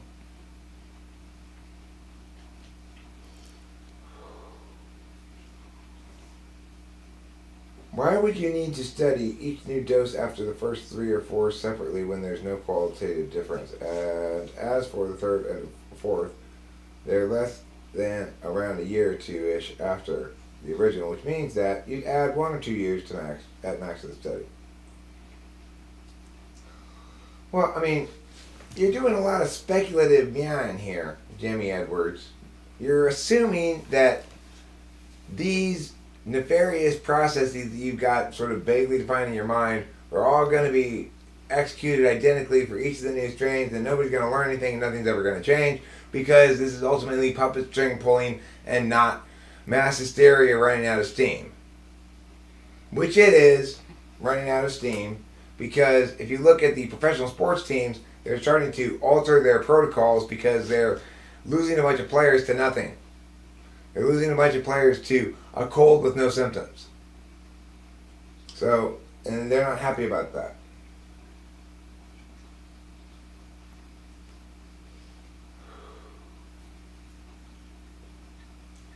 You gotta watch out for the vulva variant. It's transmitted by talking about the word vulva. Oh. Or any other dirty thing, really. Then there's the vulval variant, which gathers wherever Volvos are parked.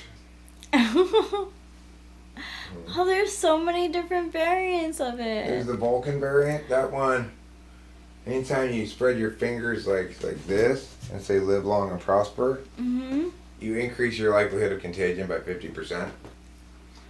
If you have long pointy ears, that can increase as much as another 25%. Oh.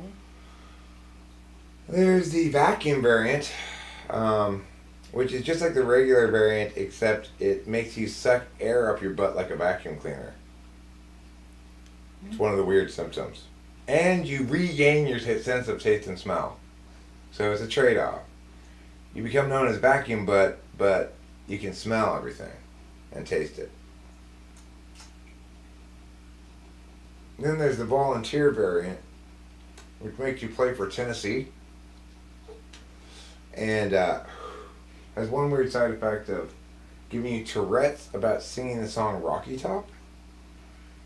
So a lot of interesting variants out there. Wow, there really are. Yeah. I'm thinking about creating a plastic bag. I want one of those hazmats, or is that what they're called? You know what we should do though? I think we should do beekeepers suits. Beekeeper. Because while it won't keep out viruses, it will keep out bees. It will. And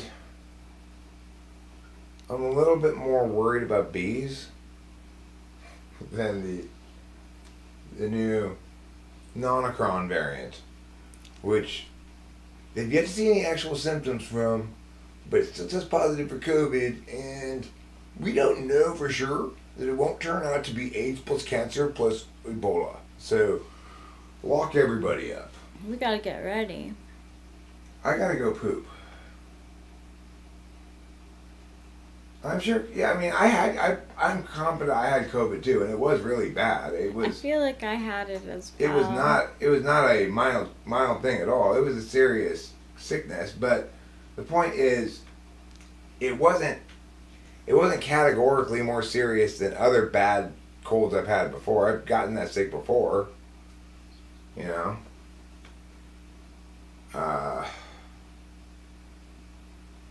I can tell you that when it comes to actually feeling bad,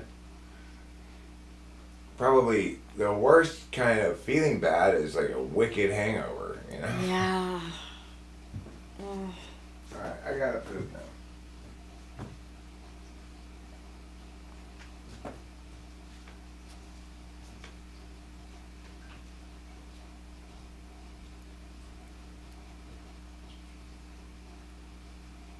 I can't tell if it's raining or not, or if that's just the sound of the. I think it's the sound of the aquarium filter.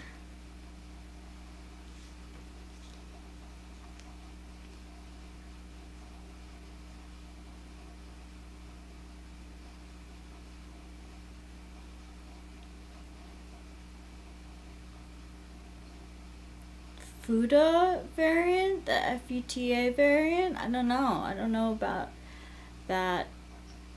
Swine flu counts. That used to be the thing that people would traveling would worry about, was getting swine flu.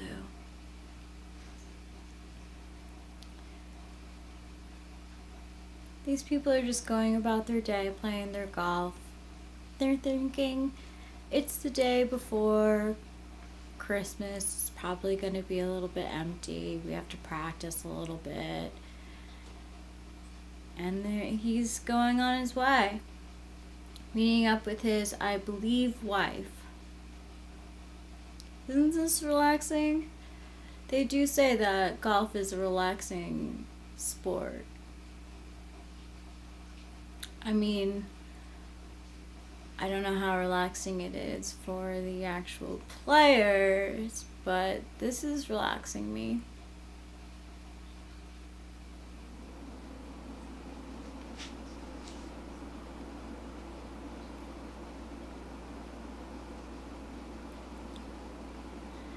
I kind of like what Sky Gear has to say.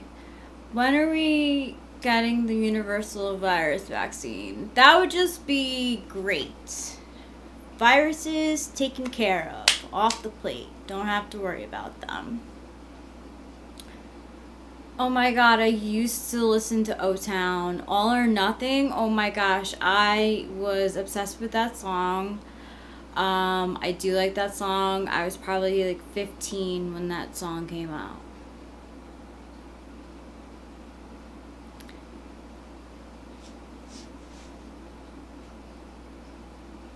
It takes me back.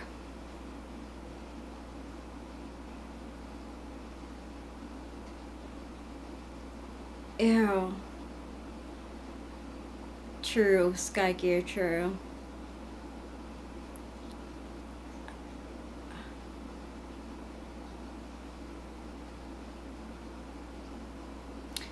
We need a balance of both.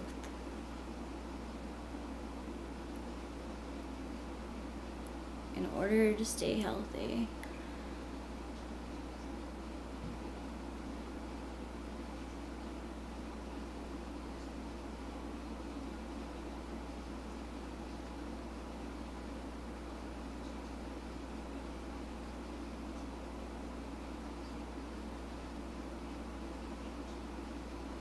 Right. There is good bacteria. I'm sure Eric would say something. Yeah, I don't mean to call it good bacteria, but there's need for the body to be able to counteract it by itself. You know, at least in the beginning.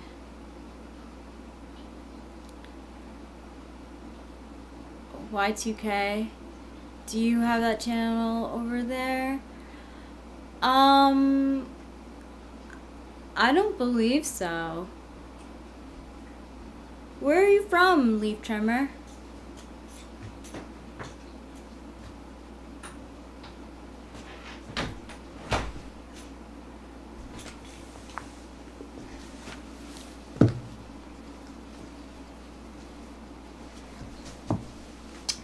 So, here's what I want to say that I thought about on the toilet. What everybody needs to understand is this phenomenon called a risk bias. And the risk bias states this. If I inform you about a risk, and inform you nothing other than it exists, okay, your attention will factor in into the calculations now that you're aware of it. So let me give you an example of how this negatively impacts people, and it's kind of an SI thing probably, but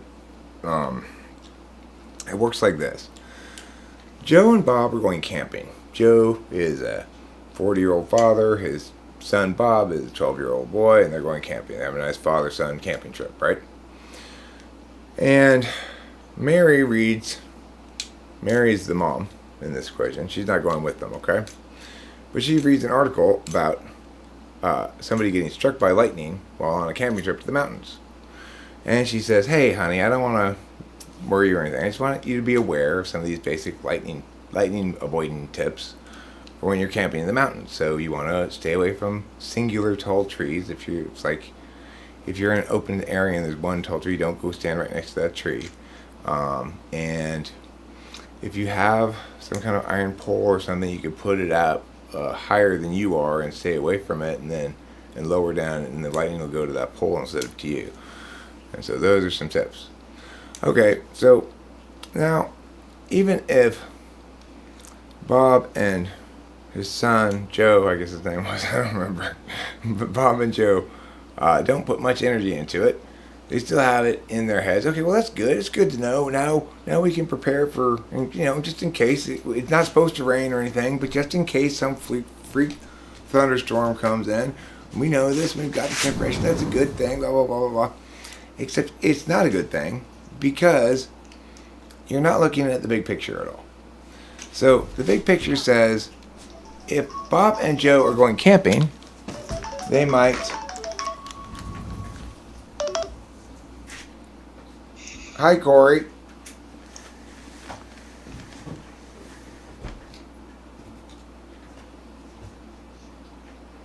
Well, I mean, you and I both do the same thing. We send something, and then, we get reply eventually, and we have trouble touching base. I'm sorry. I'm a bad friend.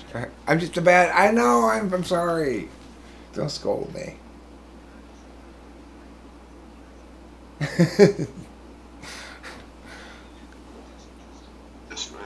Yeah, I think that's fair.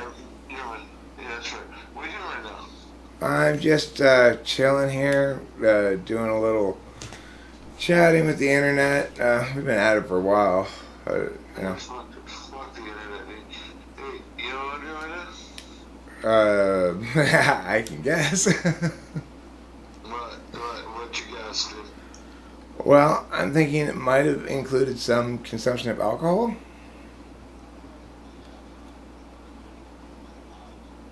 Oh, well, I don't think you're about to do something fun. Yeah? I'm listening.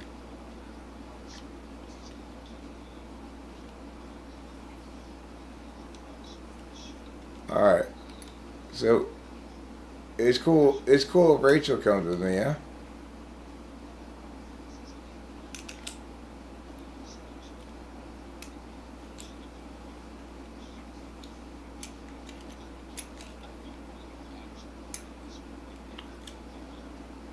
Okay, alright, we'll be right there, okay? I'm positive, yeah. Yeah, we'll be right there.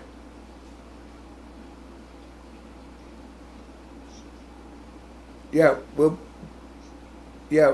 well, discretion is the better part of valor, as they say.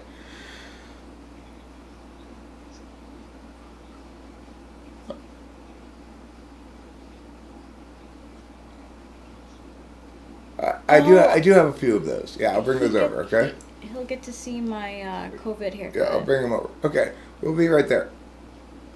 All right, bye. All right, we gotta go.